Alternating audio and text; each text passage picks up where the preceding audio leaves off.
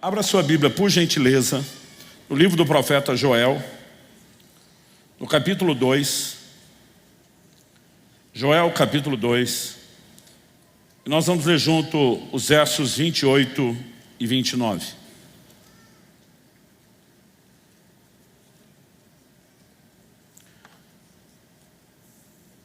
O texto diz assim: e acontecerá depois que derramarei o meu espírito sobre toda a carne.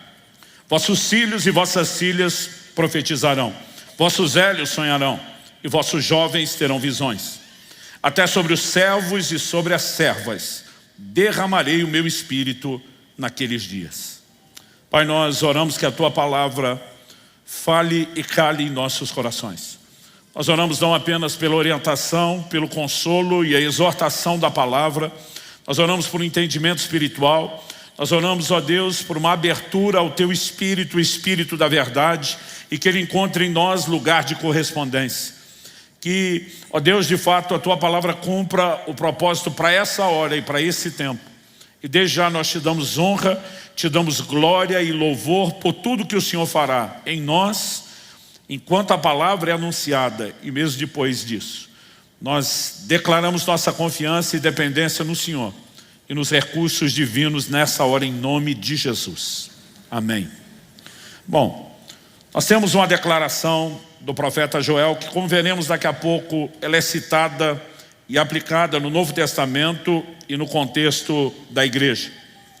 Em Atos, no capítulo 3, quando o apóstolo Pedro está pregando, ele diz, dos versos 19 a 21, arrependei-vos, pois, e convertei-vos, para que sejam cancelados os vossos pecados, a fim de que da presença do Senhor venham tempos de refrigério, e que envie Ele o Cristo, que já vos foi designado Jesus, o qual é necessário que o céu receba até os tempos da restauração de todas as coisas, de que Deus falou por boca dos seus santos profetas desde a antiguidade. Outra tradução, como a NVI diz no verso 21, é necessário que ele permaneça no céu, até que chegue o tempo em que Deus restaurará todas as coisas, como falou há muito tempo, por meio dos seus santos profetas.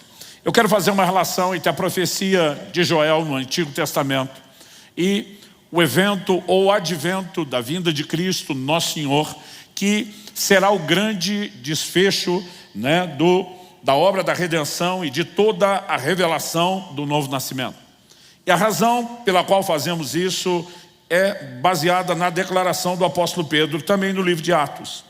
Porém, em Atos, no capítulo 2, então logo no dia de Pentecostes, o povo foi cheio do Espírito Santo, passaram a falar em outras línguas conforme o Espírito Santo concedia que falasse. Há uma multidão atônita assistindo aquele espetáculo divino, extraordinário. E a Bíblia diz que no verso 15, o apóstolo Pedro se levanta e ele declara: esses homens não estão embriagados, sendo ainda 9 horas da manhã, ou a chamada terceira hora do dia, que começava às 6 da manhã. Ele diz: mas isso é o que foi dito pelo profeta Joel. E no momento em que ele menciona a profecia de Joel, ele vai afirmar, verso 17, Atos 2, e acontecerá nos últimos dias, diz o Senhor, que derramarei do meu espírito sobre toda a carne. Vossos filhos e vossas filhas profetizarão, vossos jovens terão visões, sonharão os vossos velhos, e até sobre os meus servos e sobre as minhas servas derramarei do meu espírito naqueles dias e profetizarão. Aqui nós temos o texto de Joel 2, 28 e 29 que acabamos de ler. No entanto, se você ler os versos 30 e 31 lá de Joel, você vai perceber que Pedro também o citou aqui. Agora no verso 19 até o 21, nós temos a citação lá dos versos 30 a 32, na verdade, Joel 2. Mostrarei prodígios em cima no céu, sinais embaixo na terra, sangue, fogo e vapor de fumaça. O sol se converterá em trevas e a lua em sangue, antes que venha o grande e glorioso dia do Senhor. E acontecerá que todo aquele que invocar o nome do Senhor será salvo. Todas essas declarações são extraídas do livro de Joel, da profecia e aplicadas. Mas por que eu fiz menção de Pedro depois dizendo que convém que os céus recebam esse Jesus que ele está anunciando? Até o tempo da restauração de todas as coisas de que ele falou pela boca dos seus santos servos, os profetas. O que a Bíblia está sinalizando é que antes da vinda de Cristo, haverá não só o cumprimento de profecias que estamos aguardando ser cumpridas, mas haverá restauração de profecias que já foram cumpridas e terão cumprimento replicado.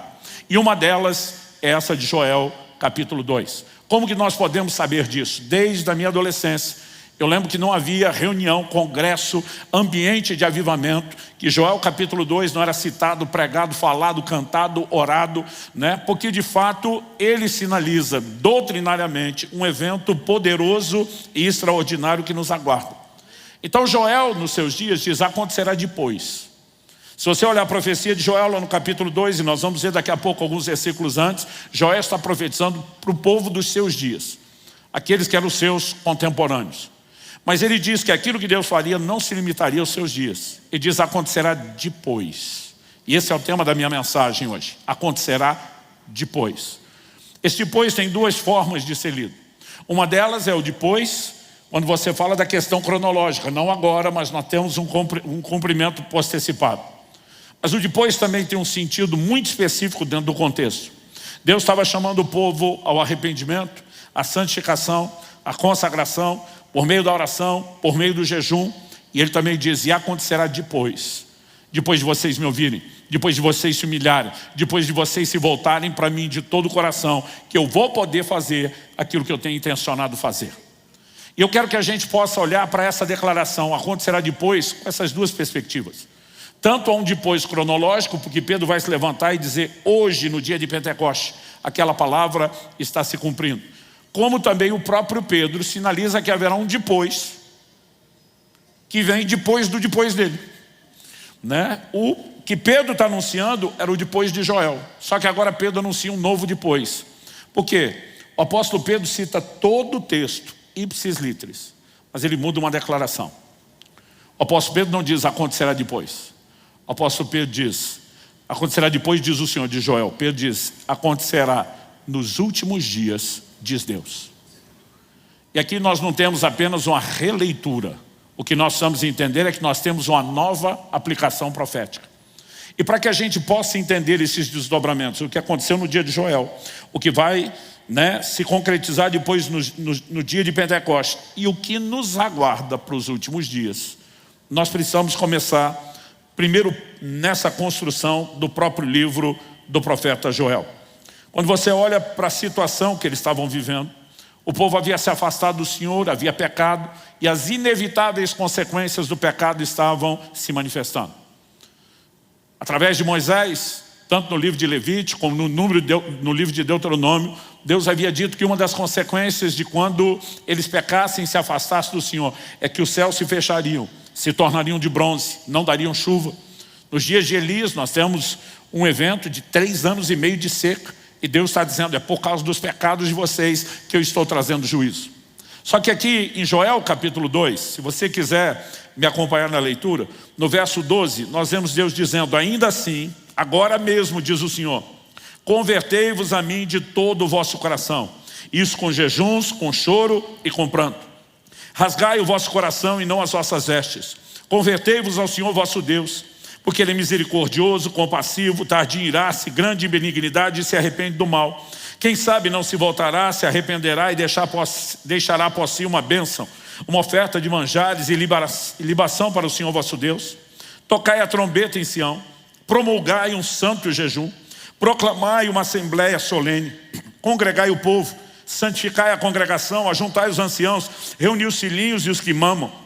Sai o noivo da sua recâmara e a noiva do seu aposento.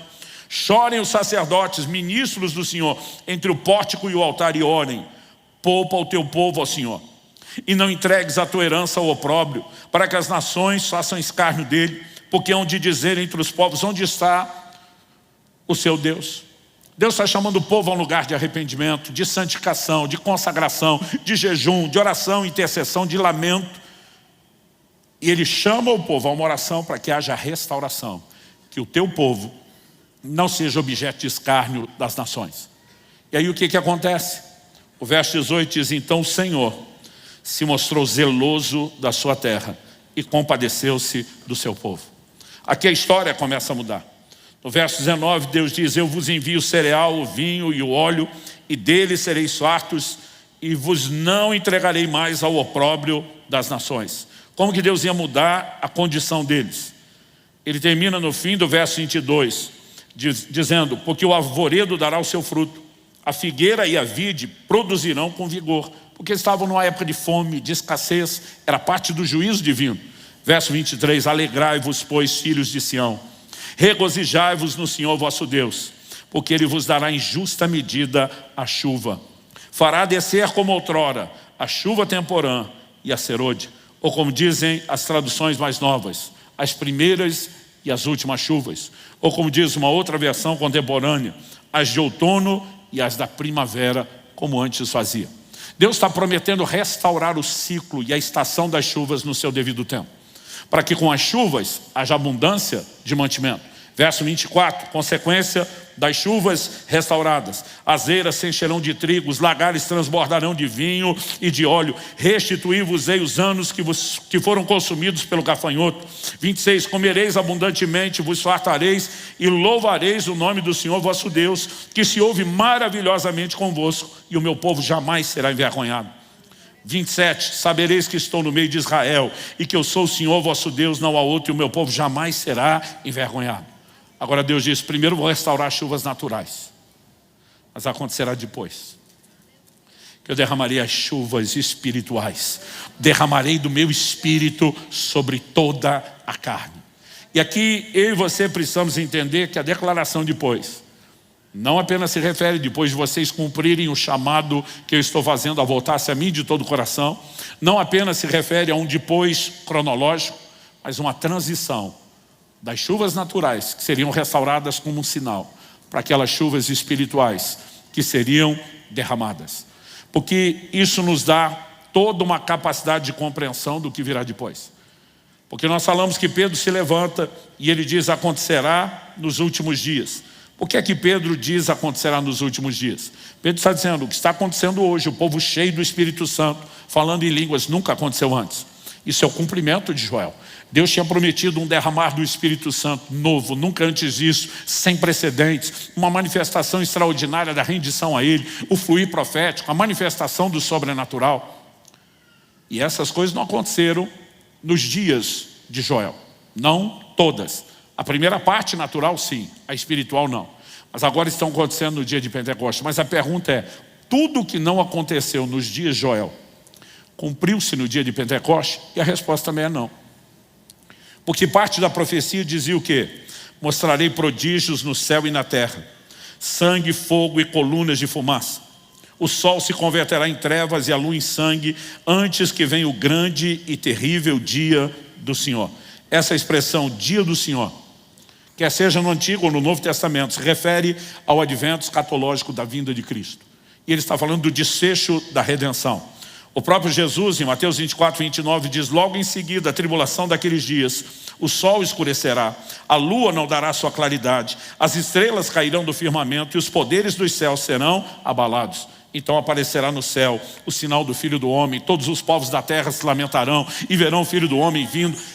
Relacionado à vinda de Cristo, a Bíblia está dizendo que o sol vai escurecer e a luz da lua será comprometida. E esse não é o único texto que fala a respeito disso. No livro do Apocalipse, no capítulo 6, dos versos 12 até 14, nós lemos: e quando o Cordeiro abriu o sexto selo e sobreveio o grande terremoto, o sol se tornou negro como saco de crina, escureceu, a lua toda como sangue. As estrelas do céu caíram pela terra como a figueira, quando abalada por vento forte, deixa cair os seus cigos verdes, e o céu recolheu-se como um pergaminho quando se enrola. Então todos os montes e ilhas foram movidos do seu lugar. O cenário de preparação para o retorno de Nosso Senhor está acontecendo. E novamente nós temos sinais: o sol escurecendo, a lua se convertendo em sangue. Então quando Pedro se levanta e diz: e acontecerá nos últimos dias, ele está dizendo: o que nós estamos vivendo aqui é apenas uma parte do cumprimento. Haverá uma restauração dessa profecia cumprida. Ela terá cumprimento replicado. Quando? Literalmente nos últimos dias, que antecederão o advento de Nosso Senhor. Agora, como Deus usa a figura das chuvas, e Ele aplica nessa alegoria as primeiras e as últimas chuvas, a chuva temporã e a serôdia, né? Ou as de outono e primavera. O que significa isso? Quando Deus diz que Ele restauraria as estações, Ele está falando do ciclo correto das chuvas. As chuvas têm o seu tempo e as suas estações. Ainda que isso mude de lugar para lugar na terra, do hemisfério, existe um ciclo. Ciclo esse que é observado pelos agricultores. Então, normalmente, eles esperavam as primeiras chuvas, queriam amolecer o solo e tornar mais fácil o trabalho, não só de ará-lo, mas de semear e favorecer a frutificação inicial. Mas nunca se colhia antes das últimas chuvas, que por sua vez eram mais intensas e abundantes do que as primeiras. E agora Deus está usando essa alegoria. Então você pode entender Pedro se levantando para dizer: as primeiras chuvas espirituais já estão sendo derramadas. E a partir de Pentecostes nós vemos o Evangelho sendo semeado e espalhado por toda a terra. Mas preste atenção, as últimas chuvas, que são maiores, mais intensas e abundantes que as primeiras, ainda não aconteceram. O maior derramar do Espírito Santo que essa terra jamais presenciou ainda está para acontecer. E é uma promessa daquele que não pode mentir, daquele que é fiel, daquele que zela pelo cumprimento da sua palavra. E eu e você precisamos entender esse desenho e a analogia das chuvas e como esse desfecho é empurrado para o tempo do fim com a vinda de Jesus. Eu vou fazer intencionalmente uma longa introdução aqui, antes de fazer as aplicações práticas que eu quero trazer para a sua vida. Mas quando falamos a respeito das chuvas e da vinda de Jesus, não dá para ignorar um texto do Novo Testamento, que está lá em Tiago, no capítulo 5, nos versos 7 e 8. Tiago diz assim: sede, pois, irmãos, pacientes até a vinda do Senhor. Eis que o lavrador aguarda com paciência o precioso fruto da terra, até receber as primeiras e as últimas chuvas. Sede vós também pacientes, e fortalecei o vosso coração, pois a vinda do Senhor está próxima. Desde que Jesus foi assunto aos céus, Ele já estava ensinando e falando sobre a sua vida enquanto estava com seus discípulos. Mas desde que foi assunto aos céus, anjos já se posicionaram ao lado dos apóstolos e diz: por que vocês estão aí olhando para cima? Esse mesmo Jesus que vocês viram subir para o céu, do céu há de voltar.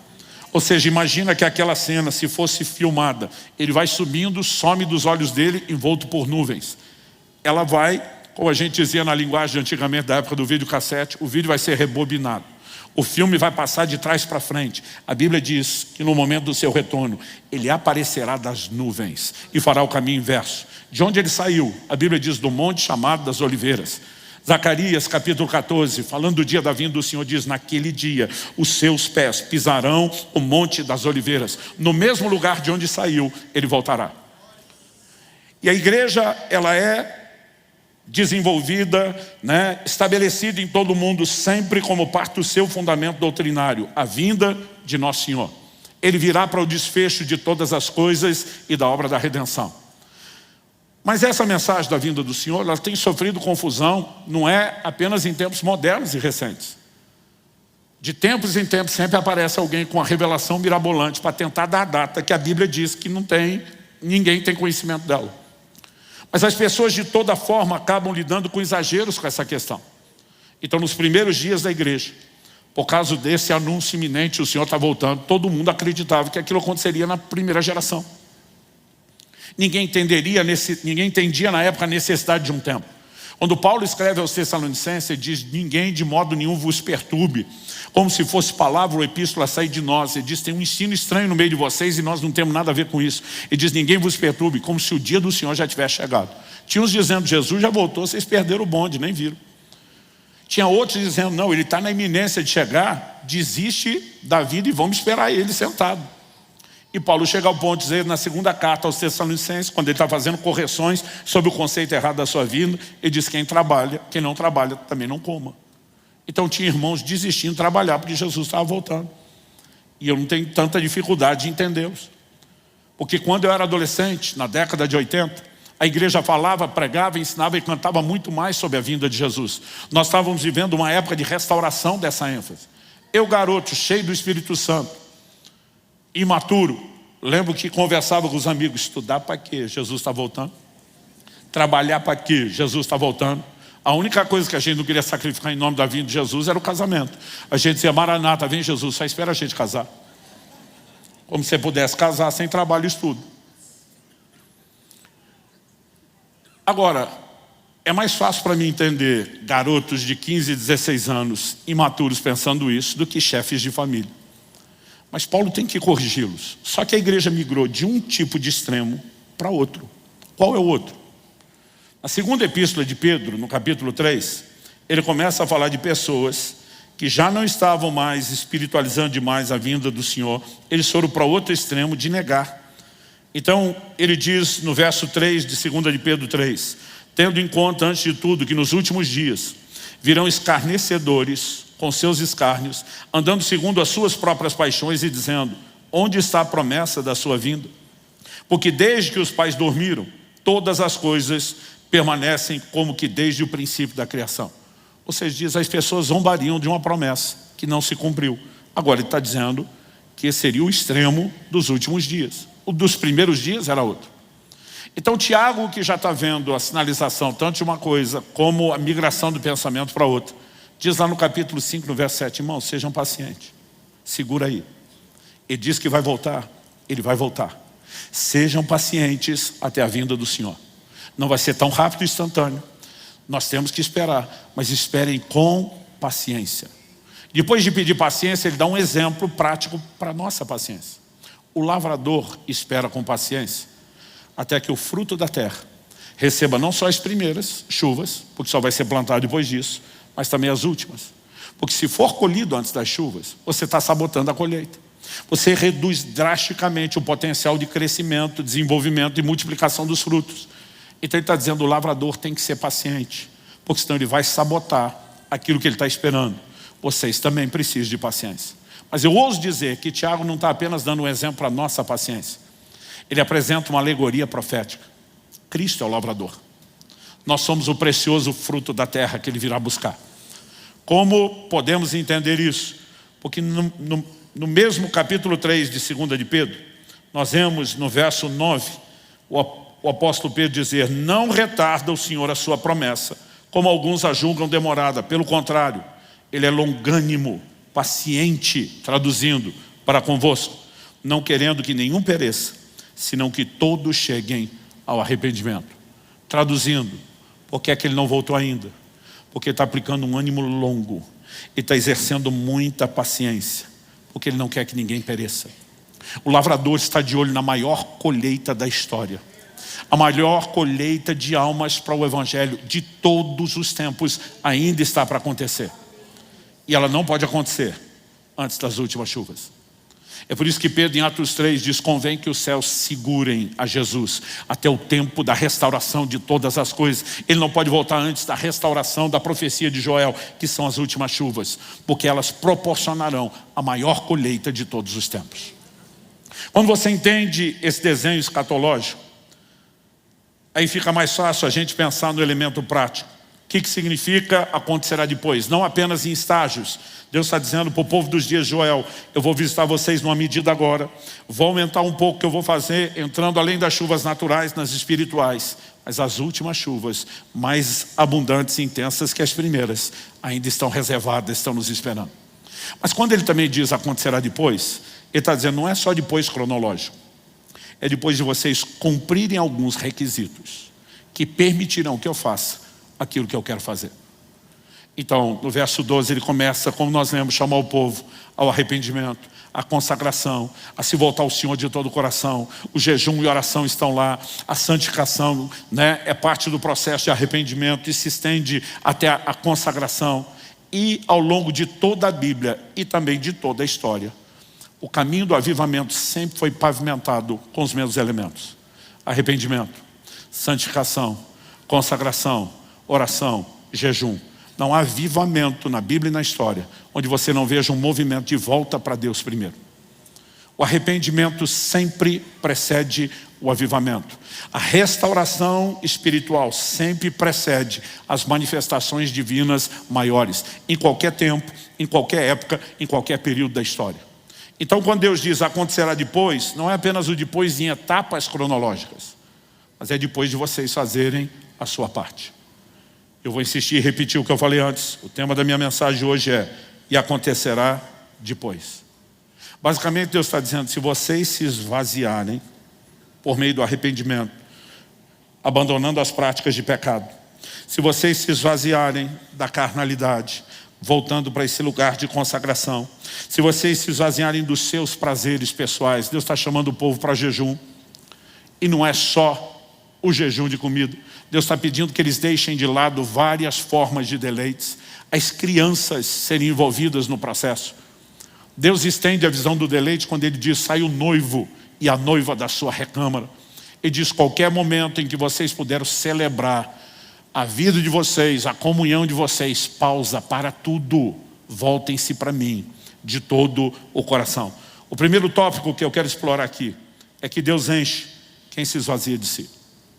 Nós precisamos entender que isso é recorrente ao longo das Escrituras, porque não adianta apenas a gente cantar que o Espírito Santo será derramado, não adianta apenas a gente pedir que Deus o faça.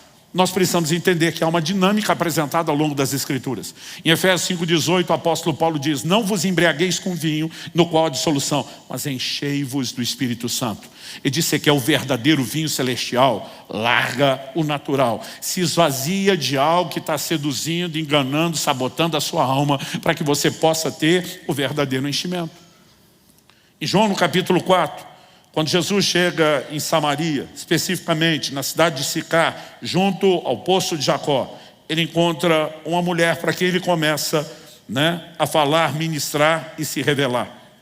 Jesus pede água e a mulher questiona: como que você, sendo judeu, pede beber a mim que sou mulher samaritana? Primeiro, era um homem se dirigindo a uma mulher. Naquela cultura não era comum. Segundo, judeus samaritanos não se davam, e o verso 9 explica isso. No 10 nós lemos: replicou-lhe Jesus: se conheceras o dom de Deus, e quem é o que te pede, dá-me de beber, tu lhe pedirias, e ele lhe daria água viva. A mulher está perdida com essa história. Mas no final das contas, não era eu que ia dar água para o Senhor, agora é o Senhor que vai dar água para mim? O verso 11 diz: respondeu ela: Senhor, tu não tens com que tirar, e o poço é fundo. Onde, pois, tens água viva? És tu, porventura, maior do que Jacó, nosso pai, que nos deu o poço do qual ele mesmo bebeu, e bem assim seus filhos e o gado? Afirmou-lhe Jesus: quem beber dessa água tornará a ter sede. Aquele, porém, que beber da água que eu lhe der, nunca mais terá sede. Pelo contrário, a água que eu lhe der será nele uma fonte a jorrar para a vida eterna. Quando Jesus explica isso, verso 15, disse a mulher: Senhor, dá-me dessa água, para que eu não mais tenha sede, nem precise vir buscá-la. Ela não está entendendo ainda que Jesus está enfatizando algo espiritual. Mas ela disse: se tem uma água que eu bebo uma vez só, não tenho mais sede, eu fico feliz de escapar esse trabalho de carregar o cântaro d'água na cabeça todo dia por alguns quilômetros. Quando ela diz: me dá dessa água, para onde vai a conversa? Verso 16 a 18, disse-lhe Jesus: vai, chama teu marido e vem cá. Ao que lhe respondeu a mulher: não tenho marido. Replicou-lhe Jesus: bem disseste, não tenho marido, porque 5 maridos já tiveste, e esse que agora tens não é teu marido. Isso disseste com verdade. A mulher responde na hora: vejo que és profeta. Mas vamos entender o que está acontecendo. Ela diz: eu quero a sua água, eu preciso dessa água. Jesus diz: eu vim para dá-la, mas primeiro você vai ter que abandonar a sua vida de pecado. Em primeiro lugar, você vai ter que largar isso tudo que está enchendo, saciando falsamente a sua alma e enganando você a respeito daquilo que eu posso fazer. Mas em outras palavras, Jesus está dizendo: para que eu te enche, você primeiro vai ter que se esvaziar.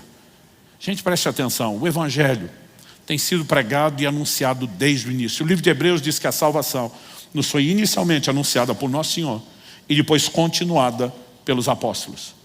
Qual era a mensagem de Jesus? A Bíblia diz que ele saía pregando o Evangelho e a mensagem era: número 1, arrependei-vos. Número 2, crede no Evangelho. Antes mesmo da chegada de Jesus para pregar o arrependimento, João Batista é enviado como precursor para preparar o caminho. Qual era a essência da mensagem de João Batista? Arrependimento. Jesus vem falando do mesmo arrependimento e também batizando como João batizava. E quando ele envia os seus discípulos, agora anunciar não apenas a morte, mas a ressurreição, ele manda que eles preguem o arrependimento a todas as nações. O arrependimento sempre foi o ponto de partida antes mesmo da fé. A gente sabe que a salvação é pela fé, mas antes de anunciar o crede, primeiro era dito: arrependei-vos. E quando você olha para os rudimentos da doutrina de Cristo em Hebreus, não é diferente. Antes da fé em Deus, que está em segundo, daqueles 6 são listados lá. Número 1, arrependimento de obras mortas. Mas de alguma forma, o evangelho moderno e contemporâneo, que vem se tornando cada vez mais antropocêntrico, nós estamos botando o homem no centro e tirando Cristo de lá, ele tem suprimido a mensagem de arrependimento. O arrependimento significa que você abandona os seus pecados em contrição, por ter ferido o coração de Deus, por ter entristecido a Deus, por ter desconectado dele. E você entende que para restaurar não há compatibilidade entre Deus e o pecado tem que ser abandonado. Mas a mensagem do evangelho, que sempre exigiu que as pessoas se adequassem a Cristo e ao evangelho, hoje em dia está fazendo com que Cristo e o evangelho é que se adequem às pessoas. E cada vez mais a conversa é: você não precisa mudar nada. Isso não é, nunca foi e jamais será verdadeiro, jamais será um evangelho bíblico ou a sã doutrina. Isso tem nos sabotado de uma maneira que a gente não consegue dimensionar. Um dia desses alguém falou: mas o senhor vai negar que a igreja está crescendo, a igreja brasileira nunca teve esse tamanho? Eu falei: é verdade, mas nas palavras do meu amigo pastor Marcelo Jamal, nossas igrejas nunca tiveram tão cheias de gente tão vazia.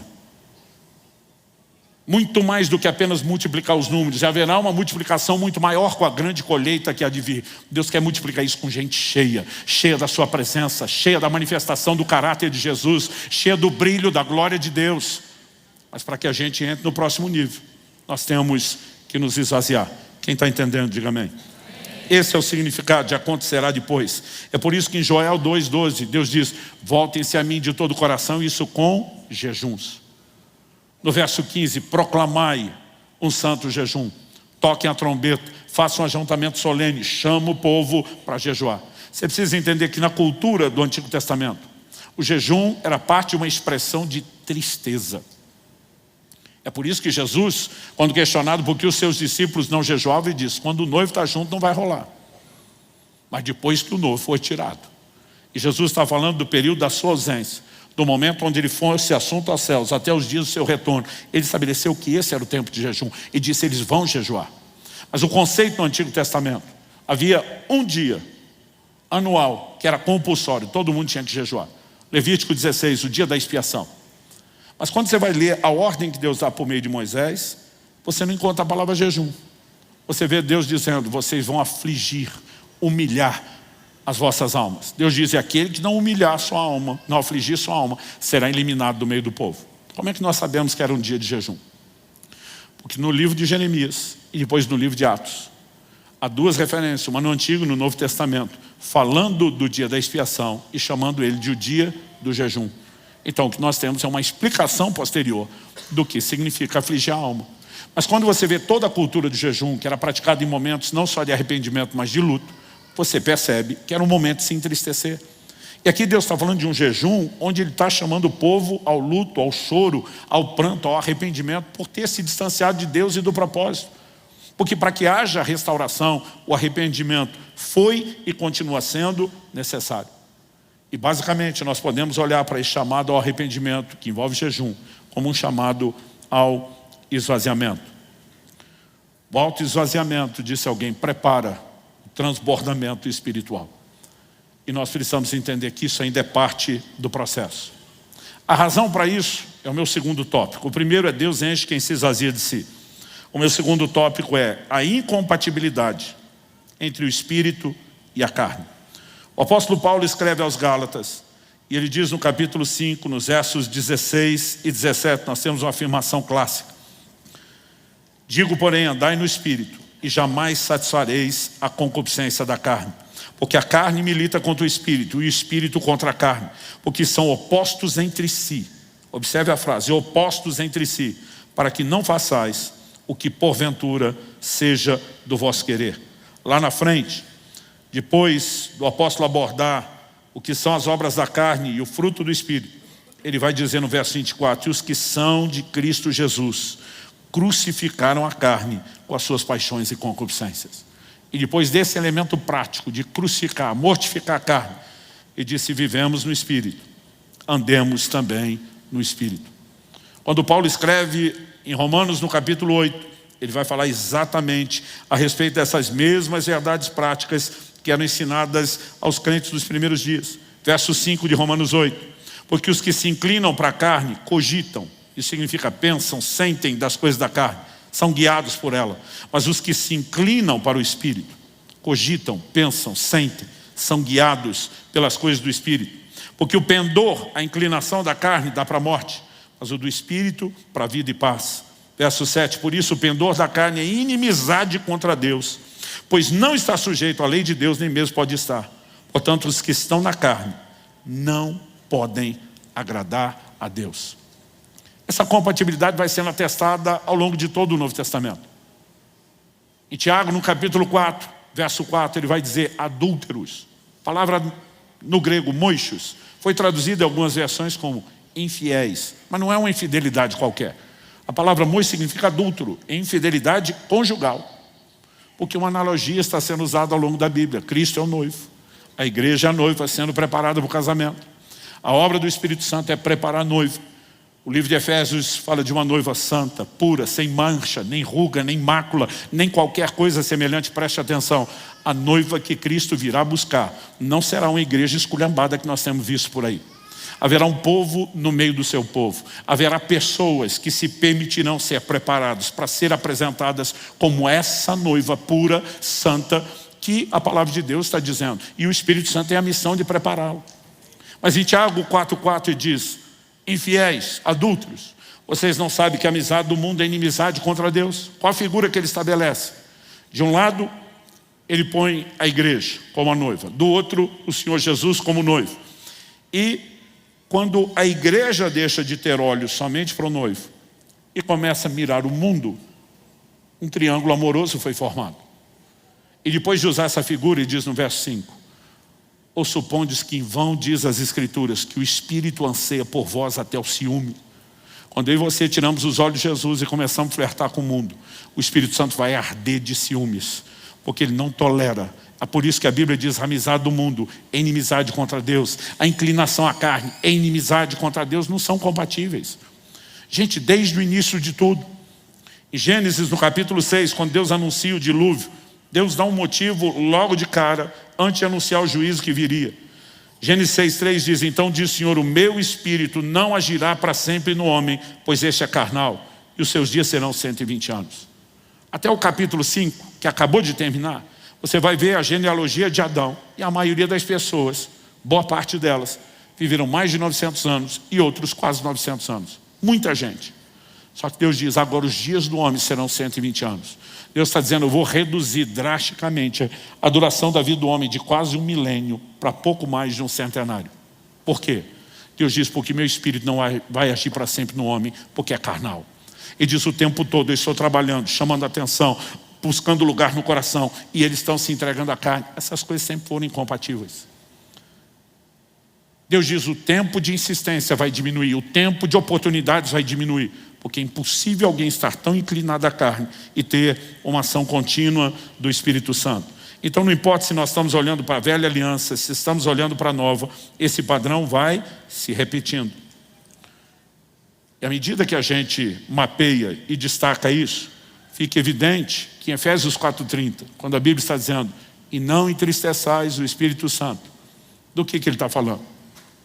Ele não está falando que o Espírito Santo é aquele tipo de gente tão sensível que qualquer coisa ele magoa. Quando você olha para o contexto do capítulo 4, ele começa a falar lá no verso 20 a respeito de como nós aprendemos a Cristo. Quando Paulo fala isso, ele está dizendo, nós não pregamos apenas sobre Cristo, nós ensinamos Cristo. Cristo é um modelo de conduta a ser reproduzido. Ele diz, então vocês têm que se despir do velho homem e se revestir do novo homem. O que significa despir do velho e vestir do novo? Se você olhar todo o texto, ele está falando de mudança de comportamento. Verso seguinte, o 25. Pelo que deixando a mentira, fale a verdade. O que antes roubava, agora não roube mais. Irem-se, mas não peque. Não deixe o sol se pôr sobre a vossa ira. Cada tópico e pauta, ele está falando de uma mudança de conduta, onde agora nós manifestamos o caráter de Cristo. Ele diz, se você não tiver isso, você está entristecendo o Espírito Santo. Então, como que nós podemos imaginar uma vida de enchimento do Espírito Santo, sem o esvaziamento da carne? O nosso próprio conceito de enchimento do Espírito Santo é equivocado. Porque a gente imagina que ser cheio do Espírito Santo é ter mais dele. Então o crente às vezes vem para o culto com a mentalidade de quem leva o carro para o posto de gasolina e diz frente isso, completa o tanque. Então está faltando algo, vamos encher um pouquinho mais. Só que nós temos um problema teológico com esse conceito. Porque João, capítulo 3, verso 34, diz que Deus não dá o Espírito por medida. O Espírito Santo não é divisível. Por que é que você achou que ele vai te entregar aos poucos e a prestação? Não é assim que ele faz. O Espírito Santo é uma pessoa. Deus não vai mutilá-lo e te entregar pedaço por pedaço. Ainda que seja espiritual, ele não dá por medida. Então o que é que significa ser cheio? A linguagem bíblica de ser cheio não é você ter mais do Espírito Santo. Ser cheio significa totalmente preenchido, totalmente tomado, ou seja, sob controle. A aplicação prática é o Espírito Santo ter mais de você. É você estar totalmente rendido. Que é uma boa figura que ilustra isso. Ezequiel 47, quando ele tem a visão do rio que emana do santuário. E é uma figura do Espírito Santo. O livro dos Salmos diz, há um rio cujas correntes alegram a cidade de Deus. No livro do Apocalipse, o rio emana do trono de Deus, é uma extensão de quem ele é. Faz aquilo que só Deus pode fazer. Em Ezequiel 47, a Bíblia diz, por onde o rio passa, tudo volta a viver. E a Bíblia diz que haverá enxames de peixe no Mar Morto. É humanamente, naturalmente, biologicamente impossível. Mas Deus está falando que esse rio faz coisas que só Ele pode fazer, porque é uma extensão do próprio Deus. O rio é uma grande figura do mover do Espírito. Mas em Ezequiel 47, o profeta está com um anjo, olhando para o rio. E não é o rio que invade a vida dele.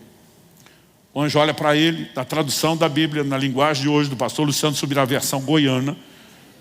O anjo diz, bora para dentro do rio. E a Bíblia diz, faz uma medição de 1000 côvados, meio quilômetro, rio adentro. E a água dá no tornozelo, mas eles não pararam, porque não era hora de parar. Ele diz, bora mais 1000 côvados, mais outro meio quilômetro, agora um total de 1 quilômetro. Água no joelho. Tem mais água do que antes? Sim. Porque o rio está subindo, invadindo a vida do profeta? Não. Porque o profeta está se entregando ao rio. Mais 1000 côvados no total de 1,5 km, água nos lombos. E nenhum dos 3 primeiros estágios a medição parou. Porque ainda não havia chegado ao lugar do destino. E o lugar do destino não era atravessar o rio nem chegar no alta margem. Onde é que a medição para? A Bíblia diz quando se chega nas águas profundas, águas para se nadar. Esse é o lugar do destino de Deus para mim e para você. Águas profundas. Porque não importa se eu e você estamos nos entregando mais do que antes. Não, eu só entrei até água no tornozelo. Tem o outro que diz, não, eu entrei até água no joelho. Não, eu entrei até os lombos. Quanto mais você entra, mais o rio tem de você. Mas tem uma hora que o pezinho já não alcança o chão. Porque as águas ficaram profundas. E quando não dá mais pé, não importa se você está com água no tornozelo, no joelho ou no lombo, você está no controle, você diz, eu vou para cá, eu vou para lá. Mas a hora que não dá mais pé, você perdeu o controle, o rio assume o controle. Agora é o rio que te carrega, é o rio que te conduz. Todo o conceito de ser cheio do Espírito Santo não é você ter mais dele, ele tem mais de você. E nós precisamos entender o chamado à rendição, o chamado à entrega, o chamado ao esvaziamento, o chamado à modificação da carne, porque senão nós não vamos muito longe. Pastor, e o que isso tudo tem a ver com a profecia de Joel? Bom, nos dias de Joel, Deus está dizendo, para fazer o que eu vou fazer, começando das chuvas naturais, vocês precisam não só de arrependimento, mas de um ingrediente dentro de todo o combo de arrependimento, santificação e oração: jejum. Mas quando a profecia está para se cumprir de novo nos dias de Pentecoste, há um movimento de Deus. Os fariseus foram criticados porque se tornaram extremamente religiosos. Mas como todo movimento de Deus, aquilo já foi algo inspirador um dia. E eles se tornaram a seita mais severa e zelosa dentro do judaísmo, porque um dia foram inspirados. E com eles começa a haver uma prática do jejum nunca antes vista. Mas João Batista chega, botando seus discípulos para jejuar mais do que os fariseus.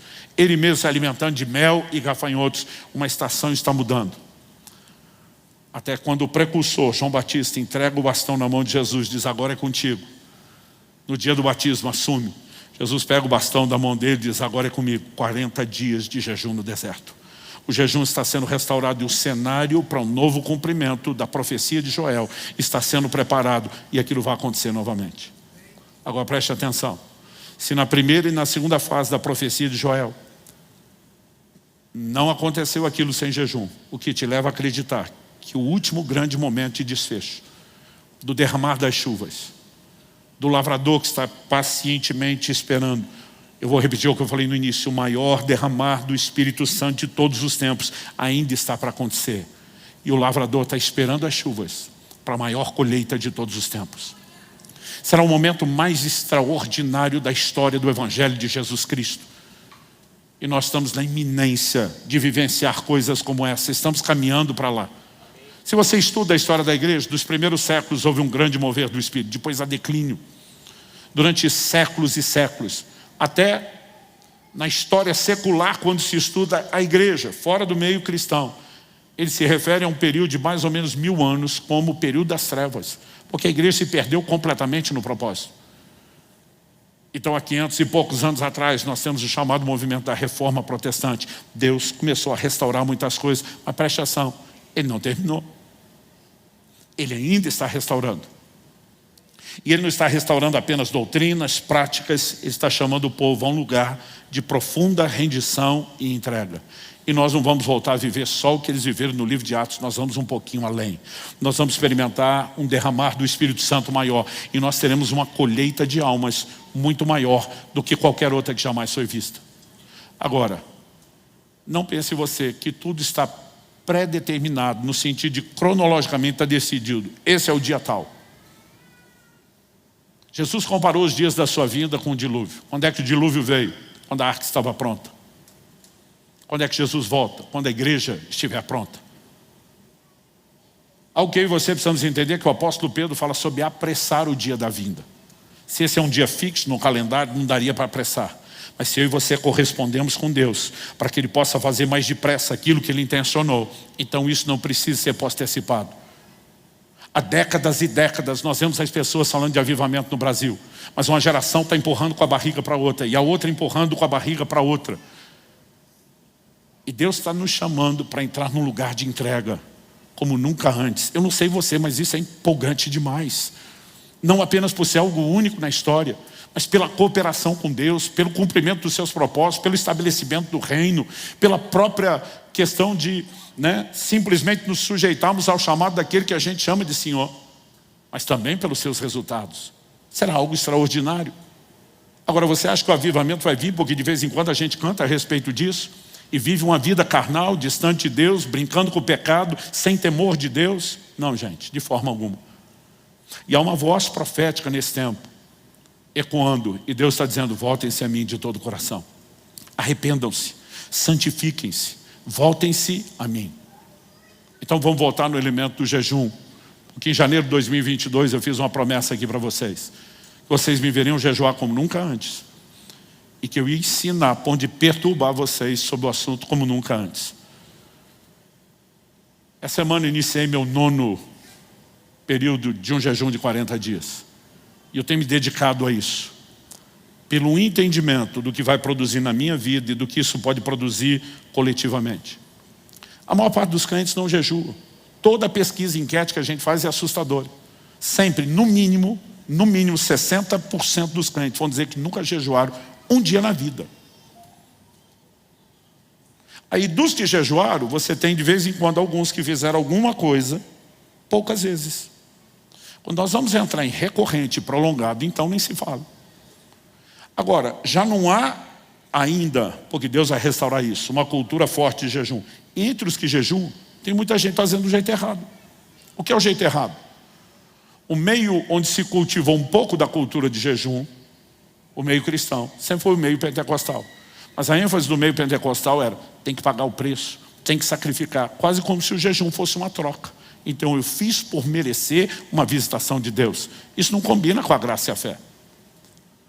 No entanto, isso não elimina o jejum do Novo Testamento, porque Jesus disse que depois que o noivo fosse tirado, quando ele partisse, era para agora, era para esse tempo da graça, do início da sua ausência até os dias do seu retorno.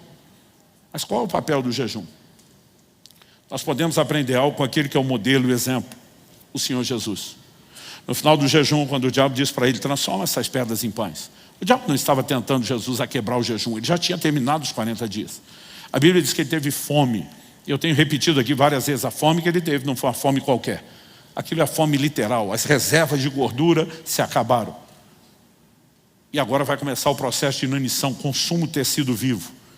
Então, diferente quando te dá o desespero de pular 1 ou 2 refeições, nós estamos falando de uma questão de sobrevivência.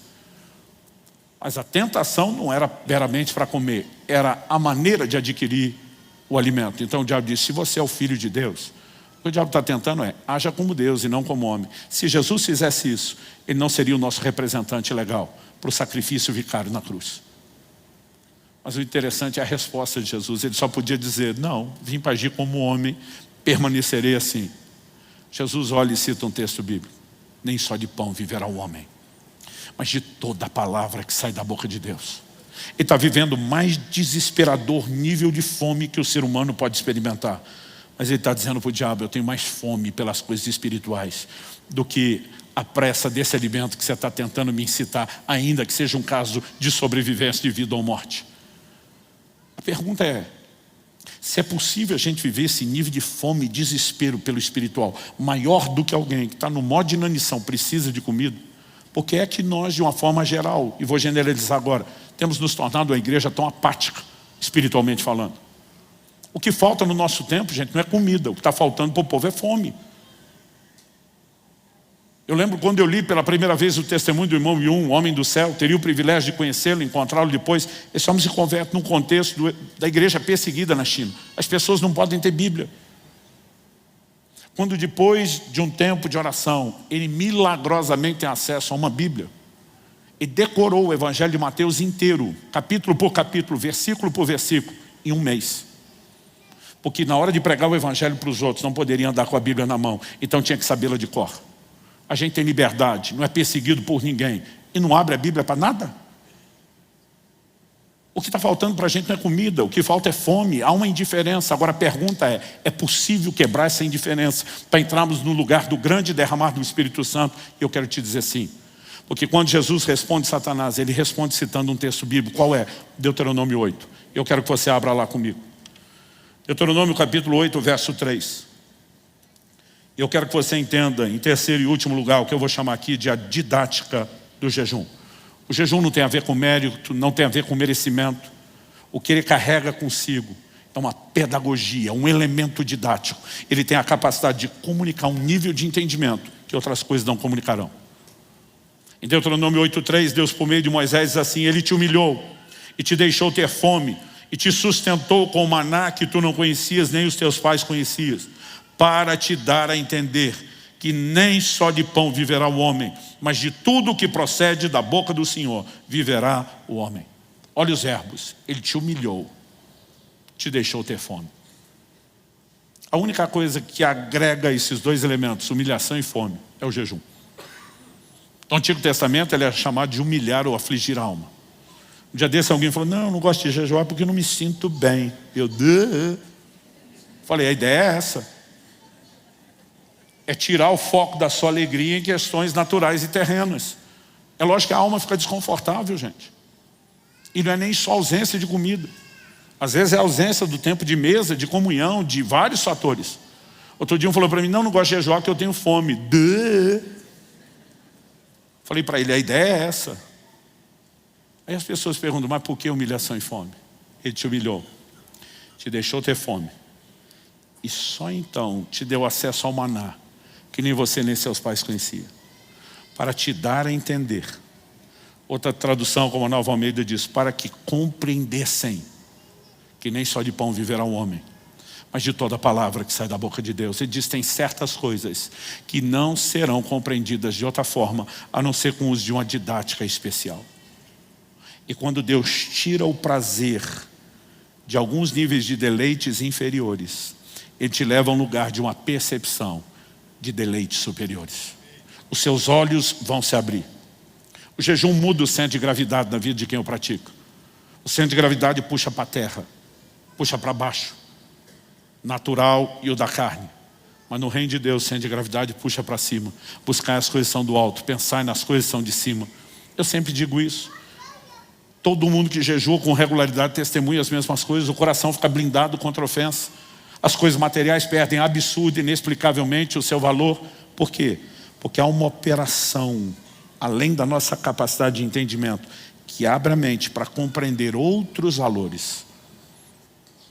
Há uns 2 anos e pouco atrás, um gigante espiritual dessa nação que eu respeito, nós estávamos num evento, ministrando junto, e ele não consegui esconder dele, eu estava vários dias em jejum, e ele me fez uma pergunta. Não conseguia esconder que estava jejuando. Ele falou assim para mim, falou, Subirá, eu acho que de todo mundo que eu conheço, você está entre os que mais jejuam. Não só a regularidade, a recorrência, né, como também a intensidade, tamanho dos jejuns que você faz. Ele me olhou e fez uma pergunta que ninguém tinha feito até então. Ele falou, o que tem te levado com tanta paixão e determinação a esse lugar de entrega ao jejum?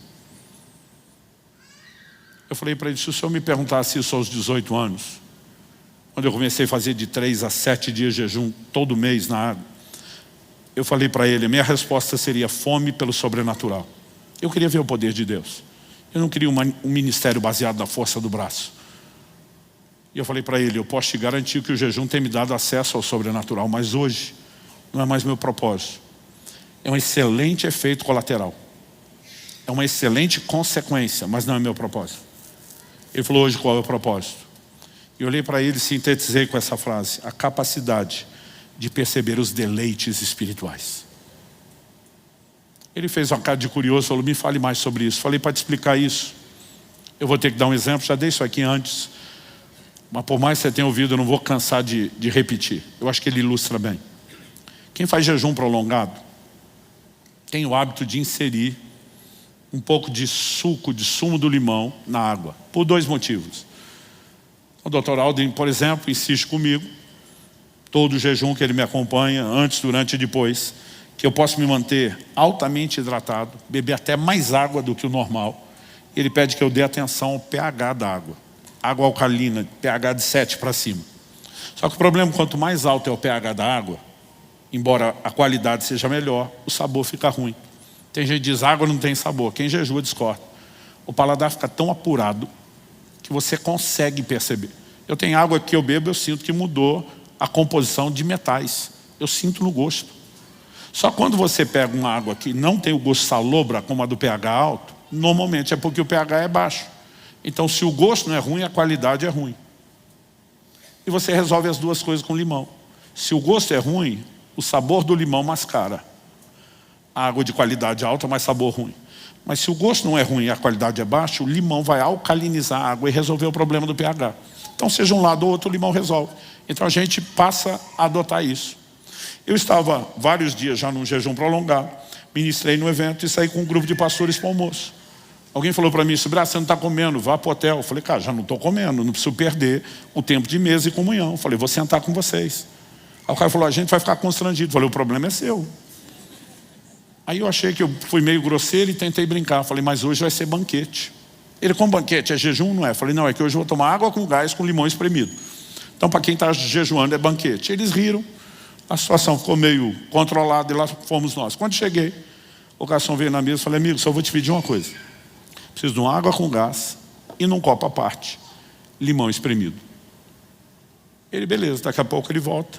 Mas veio trazer um copinho pequeno, como normalmente serve, o que eu brinco e chamo de seu copinho de pinga, né, com meio limão ou um limão espremido, é o máximo que costumam servir. O garçom volta com um copo grande, cheio, até praticamente a boca. Quando vi aquilo, pensei, ele não me entendeu. Ele deve ter achado que eu queria limonada.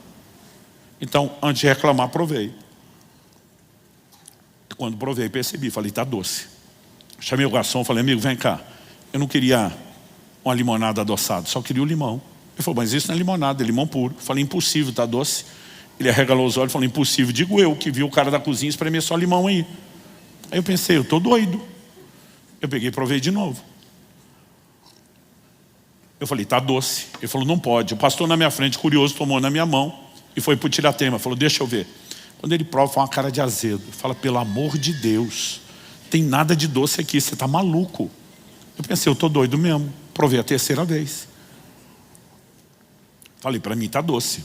Ele provou a segunda vez, fez cara de azedo de novo. O povo todo da mesa ficou curioso, todo mundo começou a entrar no tiratema e provar, e eu quase fiquei sem limão. Mas todo mundo fazia cara de azedo e dizia, Subirá, você está doido. Foi só essa altura que eu lembrei. Falei, é o jejum. Eu conseguia perceber a frutose do limão, o açúcar natural da fruta, que ninguém conseguia perceber. Porque o meu paladar, diferente do deles, estava completamente limpo e sem a concorrência que o deles tinha. Eu olhei para esse pastor e falei, eu acho que isso ilustra bem o que jejum tem feito por mim no plano espiritual. Às vezes eu estou com a Bíblia aberta. E a pergunta é, isso sempre foi doce desse jeito? E eu é que não percebia o tempo todo. Eu tenho entrado em alguns lugares, no momento de oração e adoração em Deus, e eu fico me perguntando, 51 anos. E eu nunca percebi antes esse nível de doçura. Porque o jejum tem a capacidade de te fazer perceber. Ele não te deixa entreter só com pão. Ele te leva a uma capacidade de compreensão. Que o pão espiritual da palavra, ele é muito mais elevado. Não significa que Deus não nos deu prazeres que são lícitos, como alimentar. Mas isso é inferior quando você entra na percepção de coisas maiores. Onde eu quero chegar com isso?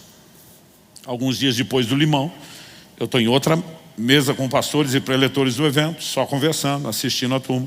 E um termina de almoçar e vai para a sobremesa. Pegou uma salada de fruta. Para quem o limão está doce, você imagina as outras frutas?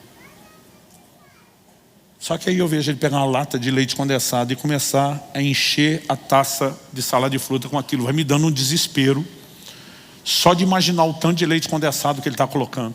A minha vontade é gritar com ele, você não precisa botar nada na fruta, a fruta já é doce. Mas eu mesmo lembro que quando eu, como ele, consumia açúcar, eu não conseguia mais sentir o doce da fruta. E eu penso, não adianta falar. Se ele não fizer o que eu fiz, não passar pela desintoxicação e a limpeza que eu passei, ele nunca vai perceber isso. O que me assusta é que a maioria dos crentes decidiram se satisfazer com leite condensado e não estão conseguindo perceber o que Deus tem. Há uma didática no jejum. A palavra jejum, no grego, nestil, é uma palavra composta. Ne é um prefixo de negação, estil é comida. Então jejuar, em essência, significa não comer. Hoje em dia, a gente aplica o jejum para qualquer outro tipo de abstinência, mas não usa para a principal. Aí você vê o crente dizendo, estou jejuando rede social. Eu não estou dizendo que não possa. Mas as outras abstinências deveriam ser complementares e não substitutas do jejum do alimento. Quem está entendendo? Números 30, na lei dos votos, Deus fala de pessoas que iam fazer um voto a Deus e abrir mão de algo importante só para afligir sua alma. Estavam dizendo, eu vou me negar a alguma coisa que eu gosto, só para me afligir. E lembrar que o Senhor tem um preenchimento maior do que qualquer uma dessas coisas. Então não estou dizendo que não caibam outras abstinências. Paulo fala sobre isso em 1 Coríntios 7. Nos primeiros versículos ele estabelece a relação entre marido e mulher e o que fora disso é considerado imoralidade. Mas ele vai dizer no verso 5, não se neguem, não se privem um ao outro. Traduzindo, Paulo está falando a marido e esposa que eles vivam um avivamento na área íntima, de contato físico e sexual. Isso é uma bênção, uma dádiva de Deus para o casal. Ele está dizendo, tem que ser intenso nisso. Aí diz assim, a não ser, e aí biblicamente você tem uma exceção para uma pausa nesse avivamento. A não ser quando os dois, de comum acordo, concordância, resolvem se dedicar à oração. O que Paulo está dizendo? Que quando o casal está vivendo o avivamento íntimo deles, não pode orar? Não. Ele está dizendo que aqui a oração é mediana. E sabe o que ele está sugerindo? Dá uma pausa no leite condensado. Para resgatar a percepção do doce da fruta. Há um lugar mais profundo em Deus, que muitos de nós não temos conhecido ou temos perdido de vista. Quando Jó está dizendo, sai o noivo da sua recâmara, sai a noiva dos seus aposentos. E diz, essa festa é lícita, é bênção de Deus. Mas há momentos que se você quer entrar em deleites superiores, você precisa pausar isso. Ele não está falando de pausa permanente, ele está falando de pausa temporária. Mas esse é o poder da abstinência na prática da vida cristã. Não tem nada a ver com mérito, tem a ver com algo que vai abrir os seus olhos, que vai trazer percepção espiritual e vai te levar a experimentar coisas que você nunca experimentou. Então a pergunta é, queremos mesmo esse avivamento? Queremos mesmo o enchimento do Espírito Santo? Porque o caminho que pavimenta a chegada disso continua o mesmo. Assim como nos dias de Joel houve um chamado ao jejum. Assim como nos dias de Pentecostes ou que o antecederam, houve toda uma preparação. Me ouça com atenção. Deus vai restaurar. Eu não vou nem dizer só restaurar. Deus vai nos levar à cultura do jejum num nível nunca antes visto, para que a gente possa vivenciar essa dimensão de chuvas e de grande colheita, como também jamais foi visto. E se você quiser mais do que só brincar de ser crente, e ser crente de verdade, há um chamado do coração de Deus. Voltem-se a mim de todo o coração. a um lugar mais profundo. Eu sei que hoje nós estamos dando alimento sólido e pesado para alguns digerirem, mas nós também precisamos discernir. A Bíblia diz: quem tem ouvidos, ouça o que o Espírito diz. Há um ambiente, uma convocação profética nesse lugar, e Deus está nos chamando a entrar no lugar mais profundo. E eu quero provocar você a dar uma resposta a Ele. Vamos ficar em pé para parecer que está acabando?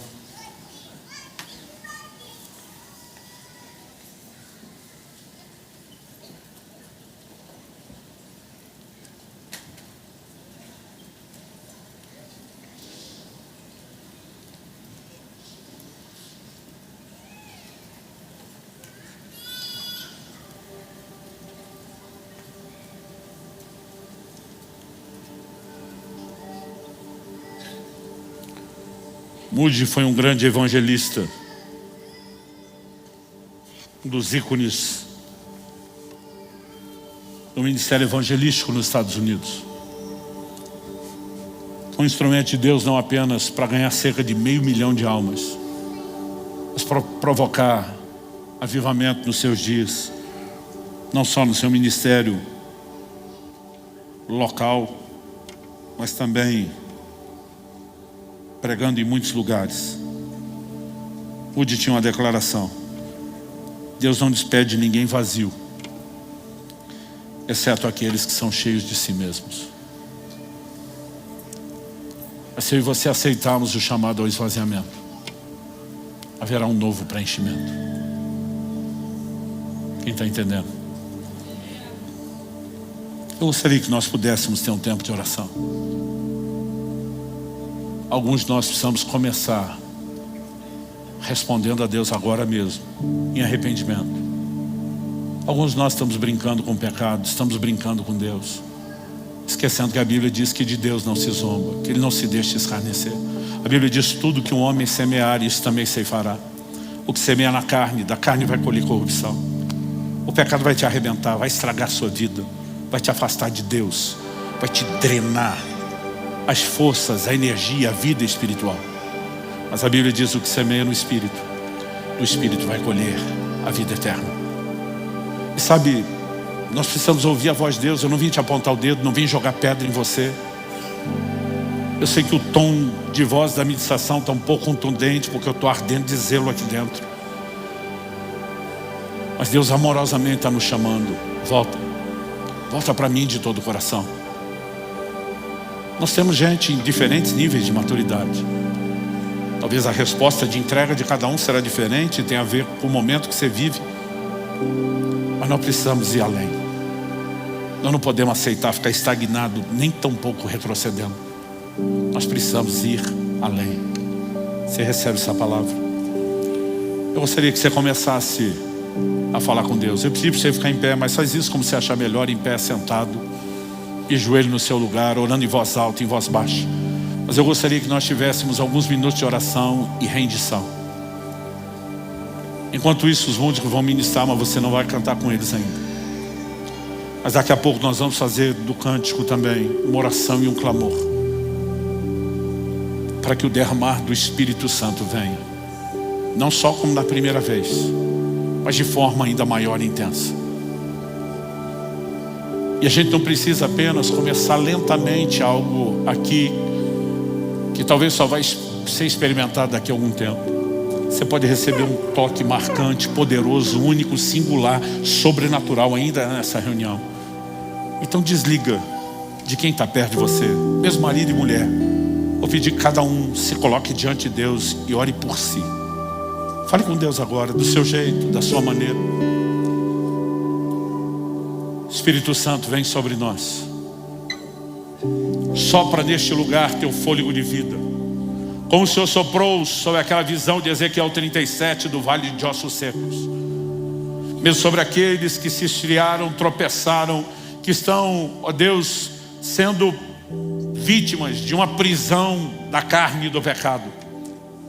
Nós oramos que os olhos se abram. Nós oramos que o temor do Senhor toque o coração. Nós oramos que eles ouçam a sua voz. E como diz o livro de Hebreus, citando o Antigo Testamento: se hoje ouvides a sua voz, não endureça o coração. Que nenhum de nós ofereça resistência mas que essa seja uma noite de arrependimento, de rendição, de entrega. E nós oramos, estende a tua mão, toca as nossas vidas, cumpre o teu propósito para esse tempo e essa hora. Nós clamamos por avivamento, nós queremos ir além, não queremos brincar de igreja nem de evangelho, nós queremos a plenitude de Deus e nós clamamos por isso. Vem sobre nós, Senhor, em nome de Jesus.